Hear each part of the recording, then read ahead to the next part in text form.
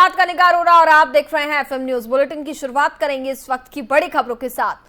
महाराष्ट्र में जारी सियासी संकट के बीच सीएम उद्धव ठाकरे महाराष्ट्र की जनता को संबोधित किए। फेसबुक लाइव पर उद्धव ठाकरे ने कहा कि लोग विश्लेषण कर रहे थे कि मेरा चेहरा गिरा हुआ है, ये कोरोना की वजह से है और कुछ नहीं। लंबे अरसे बाद मैं आप लोगों के सामने आया हूं, बोलने के लिए बहुत कुछ है। मेरे पास प्रशासन का अनुभव नहीं था। कोरोना जैसी चुनौती सामने आई, कोरोना से कैसे बचना है। उस वक्त जो सर्वे हो रहे थे, टॉप 5 मुख्यमंत्रियों में महाराष्ट्र के मुख्यमंत्री का नाम भी शामिल था। उन्होंने कहा कि पिछले 3 बार महीनों से किसी से मिलना संभव नहीं था। साथ ही उन्होंने ये भी कहा कि अभी हाल ही में लोगों से मिलना शुरू किया है। सेना और हिंदुत्व हमेशा बरकरार है। शिवसेना को हिंदुत्व से अलग नहीं किया जा सकता और हिंदुत्व को शिवसेना से अलग नहीं किया जा सकता। शिवसेना कौन चला रहा है, मुख्यमंत्री मिलते क्यों नहीं हैं? मैं खुद नहीं मिल पा रहा था क्योंकि मेरी सर्जरी हुई थी।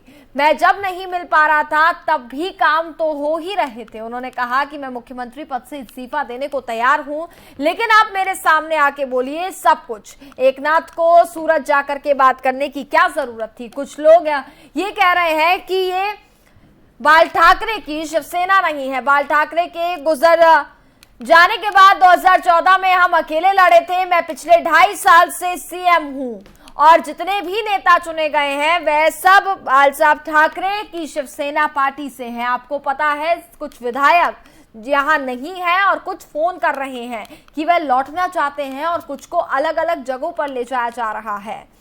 एमएलसी चुनाव के बाद मैंने पूछा और देखा कि हमारे विधायक कहां हैं। मैंने हमेशा अपनी जिम्मेदारियों को निभाया है। मैं सीएम पद छोड़ने के लिए तैयार हूं, लेकिन मेरे बाद कोई शिवसैनिक ही सीएम बनेगा तो मुझे खुशी होगी। एक बार आए और वहां से फोन कीजिए कि मेरा फेसबुक देखा है, पद आते जाते रहेंगे।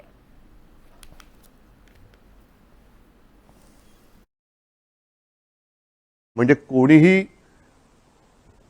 तोंड देऊ शकलेलं नव्हतं किंवा ज्यांच्या अनुभवाला हा कोविड आला नव्हता अशा प्रशासन माहिती नसलेल्या माणसाच्या वाटेला पहिल्या 2-3 महिन्यातच कोविड आला। मला जे काही करायचं ते मी प्रामाणिकपणाने त्याही वेळेला केलं। कोविड पासून सावध कसं राहायचं, काय काय करायचं हे मी तुम्हाला का सांगतोय, कारण त्या दरम्यानच्या काळात जे काही सर्वे होत होते त्या सर्वेमध्ये देशातील सर्वोत्तम 5 टॉप मुख्यमंत्र्यांमध्ये तुमच्या सगळ्यांच्या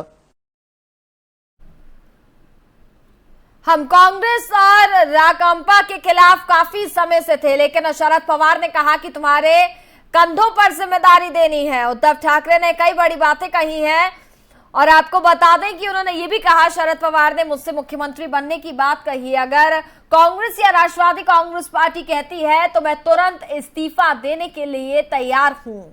इसके साथ ही सोनिया गांधी ने भी हम पर भरोसा जताया है। आज सुबह कमलनाथ ने मुझे फोन किया और कहा कि मैं आप सभी के साथ हूं। बीजेपी मुझे लगातार बुरा भला कह रही है। वह कह रही है कि मैं मुख्यमंत्री कहलाने के लायक नहीं हूं। मुझे सीएम पद छोड़ने में कोई परेशानी नहीं है, लेकिन मेरी जगह कोई शिवसेना का मुख्यमंत्री बनेगा तो मुझे ज्यादा खुशी होगी। एकनाथ शिंदे की तरफ इशारा करते हुए उद्धव ने कहा कि कुल्हाड़ी भी लकड़ी की होती है, लेकिन उससे पेड़ काटा जाता है। उद्धव ने कहा कि मैं इस्तीफा देने के लिए तैयार हूं, मेरी कोई मजबूरी नहीं है, मैं किसी पर निर्भर नहीं हूं। बागी विधायकों के लिए सीएम ठाकरे ने कहा कि जो नाराज विधायक हैं वो आए, मैं कुर्सी छोड़ने के लिए तैयार हूं। ये मेरा नाटक नहीं है, मैं आपके साथ आने तैयार हूं। संख्या किसके पास कितनी है इससे मुझे फर्क नहीं पड़ता है और ना ही मतलब है। जो गुवाहाटी गए हैं वो मुझसे बात करें।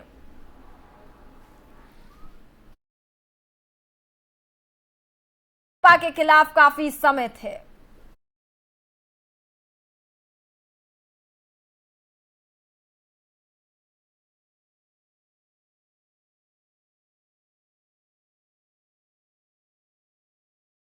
और इसी के साथ फिलहाल वक्त हो चुका है एक छोटे से ब्रेक का।